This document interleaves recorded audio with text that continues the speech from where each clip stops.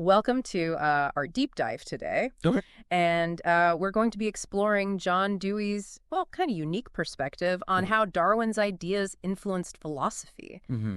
And so we have some excerpts from Dewey's work and even some of his personal notes with an answer key and glossary. Interesting. And I think you'll find that this is not your typical evolution versus religion debate. Okay. Dewey had some pretty unconventional and I think insightful things to say about how Darwin shook up our understanding of knowledge and truth itself. Well, what's interesting is that Dewey saw Darwin's impact as going way beyond that typical clash of science versus religion. Okay. He thought the real challenge was how Darwin forced scientists to re-examine their own, really deeply held philosophical assumptions about how we know things. So instead of just shaking up the world of theology, Darwin was actually forcing a rethink within science itself. Exactly. It's like Darwin threw this huge wrench into how science understood the world. Okay, I'm intrigued. Yeah. So where do we even begin to unpack this? Well, let's start with something you might have heard of, the design argument. Okay. This is the idea that the complexity and order we see in the universe points to some kind of divine creator. Right, like a designer behind it all. Precisely. Like something as intricate as the human eye. Yeah. Couldn't have just happened by chance. Exactly. But Dewey offered a different perspective. He wasn't about fixed, predetermined outcomes. He looked at Aristotle's idea of species as an example of this fixed thinking. Okay.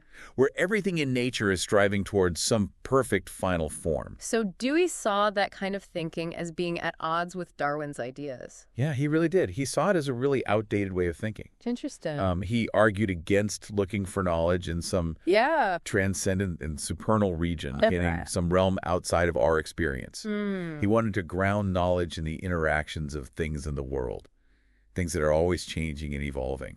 It's a much more pragmatic approach.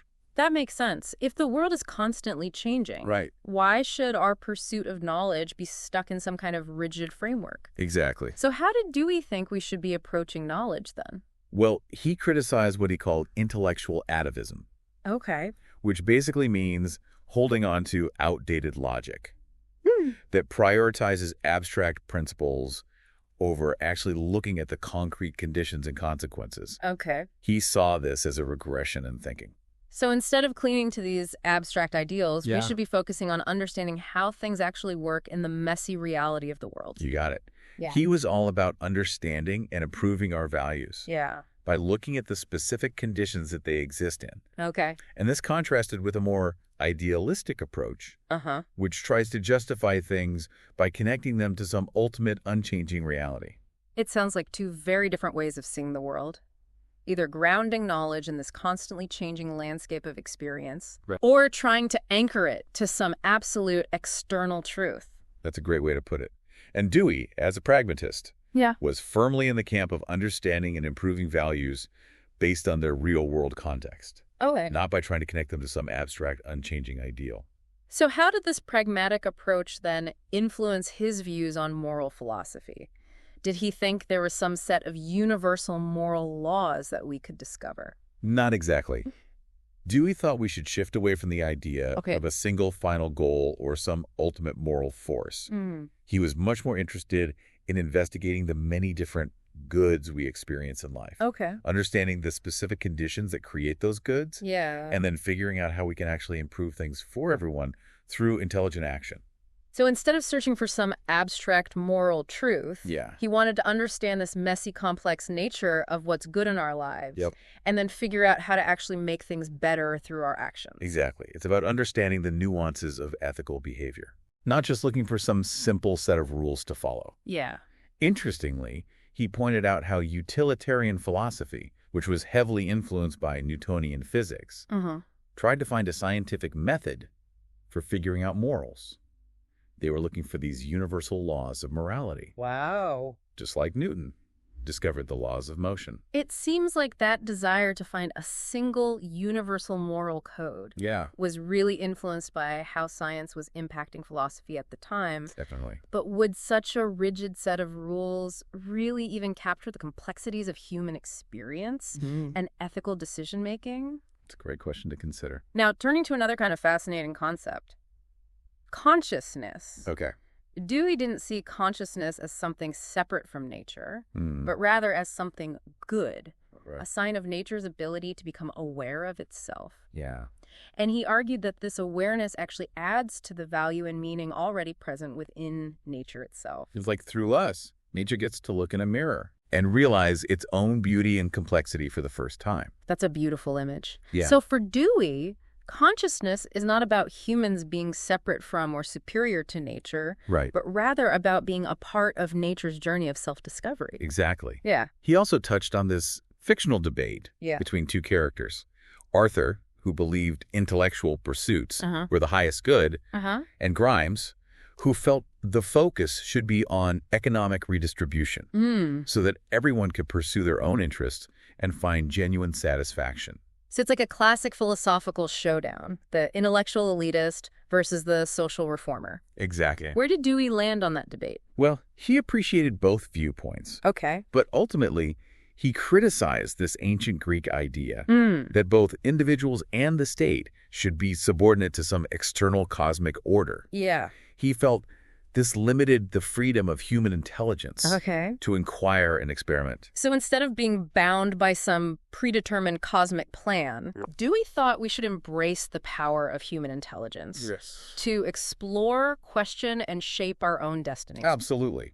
He was a strong believer in the power of human intelligence to shape our own lives and the way we organize society. Which ties in nicely with his views on democracy, right? Yes. Yeah. He saw democracy as a framework where people are free to discover and test truth for themselves, influencing both their own lives and the society they live in. It's a very dynamic system where knowledge and action are interconnected.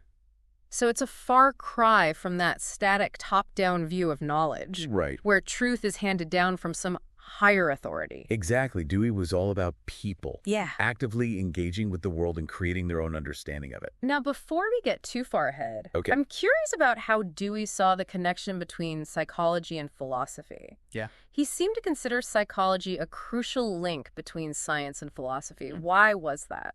That's where things get really interesting. Dewey pointed out that psychology, historically, had been limited by focusing only on states of consciousness, treating them as separate from how a person actually engages with the world. It's like studying the engine of a car without ever actually seeing it drive down the road. Exactly. Yeah. Dewey advocated for a psychology that studied the entire course of experience, looking at how people actively interact with and shape their environment. So it's about understanding that dynamic interplay between individuals and their world. Exactly. And I'm guessing that understanding is key to bridging the gap between the scientific study of the mind and the philosophical quest for understanding the human condition. You got it. For Dewey, it was about seeing people not as passive receivers of information, but as active participants in shaping their own understanding of the world, and even shaping the world itself. Dewey was a true champion of individual empowerment when it comes to knowledge and meaning-making. And now that we've laid this groundwork, are you ready to dive into some specific examples of how he applied these ideas to experience and knowledge? Absolutely. I am excited to unpack. I think there's some real gems waiting for us. How Dewey tackled this nitty-gritty of how we transform our experiences into knowledge. That's where his pragmatic approach really shines. So how did Dewey actually explain this process of turning experience into knowledge? It seems kind of abstract. Well, he used really down-to-earth examples to make his point. Like the experience of smelling a rose, for instance. Imagine you're walking along and you catch a whiff of something beautiful. That sweet rose scent. Exactly. And that smell makes you stop, you see the rose, you pick it, and then you enjoy its fragrance. But Dewey makes a distinction between simply experiencing the smell and actually knowing the rose as a distinct object. So there's a difference between having a sensory experience and actually understanding what that experience means, right? It's about making connections and seeing relationships. For Dewey, meaning anticipation and fulfillment, are crucial for transforming an experience into knowledge.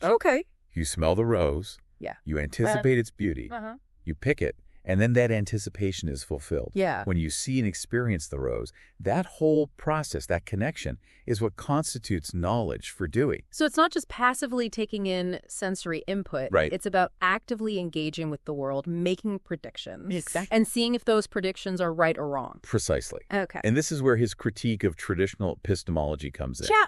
Epistemology is basically the study of knowledge. Yeah. How we know things. Right. Dewey argued that traditional approaches to epistemology actually create a false problem by making assumptions that don't actually reflect how knowledge works in our everyday lives. So the traditional way of thinking about knowledge was actually creating more problems than it solved. You could say that Dewey was critical of the idea that there's some kind of knowing medium separate from the thing being known. Okay. He also challenged the idea of a fixed absolute reality being the ultimate goal of knowledge. Yeah. He saw these assumptions as obstacles to really understanding how knowledge works. It's like trying to study a river by looking at a single drop of water in a test tube. Yeah.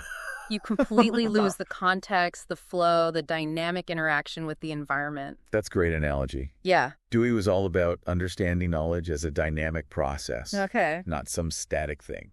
Which brings us to his view of truth. I have a feeling it's going to be pretty different from how we usually think about truth. Dewey had a very pragmatic view of truth. Okay. He saw it as a process of inquiry and verification, where ideas are tested and refined by their practical consequences. So it's not about finding some eternal, unchanging truth that's out there in the universe somewhere. Not at all. For Dewey, truth was constantly being shaped and reshaped through our interactions with the world. Okay. It's about finding what works, what helps us understand and navigate our experiences. It's about constantly testing our understanding, refining it, and adapting based on the results of our action. Exactly. And this is completely different from the idea that truth is some fixed property inherent in ideas themselves. Yeah. Dewey believed the meaning of an idea lies in its ability to guide action. And to help us resolve problems in a given situation. So an idea is true if it actually helps us understand the world and solve problems. That's the gist of it. Dewey was all about practicality and effectiveness. Okay. To further illustrate this point, he critiques the philosopher F.H. Bradley, who had a very intellectualist approach. Okay. Bradley thought formal logic was the only way to reach philosophical truth. And that reality was this self-consistent system that you could only access through pure intellect. Dewey, as a pragmatist, disagreed. So he's saying logic alone can't fully capture the complexity of reality. Right. We also need to consider the practical consequences of our ideas. Precisely. Dewey argued that even the principle of non-contradiction, a core principle of formal logic, actually has a practical origin. Okay. It comes from our need to resolve conflicts and achieve the outcomes we want. It's about what works in the real world. Yeah. Not just about creating logically perfect systems in our minds. It's a very grounded approach to philosophy. Not just abstract theorizing, but looking at how these ideas function in the real world. Absolutely. And this practical focus is at the heart of Dewey's vision of a democratic society. Okay. He saw democracy as this movement away from that ancient Greek idea of individuals and the state being subservient to some external cosmic order. Okay. He really believed in people's ability to discover and verify truth for themselves, shaping their own conduct and the organization of society. So it's about empowering individuals to actively participate in creating knowledge and shaping society, not just blindly following rules handed down from some authority. Dewey felt that a democratic society thrives when individuals are free to question, experiment, and challenge the way things are. It's about embracing that dynamic and ever-changing nature of truth and knowledge. Which, as we've been discussing, is very different from those traditional top-down models of knowledge and authority. It's a fundamental shift in how we understand the relationship between individuals, knowledge, and society. Okay.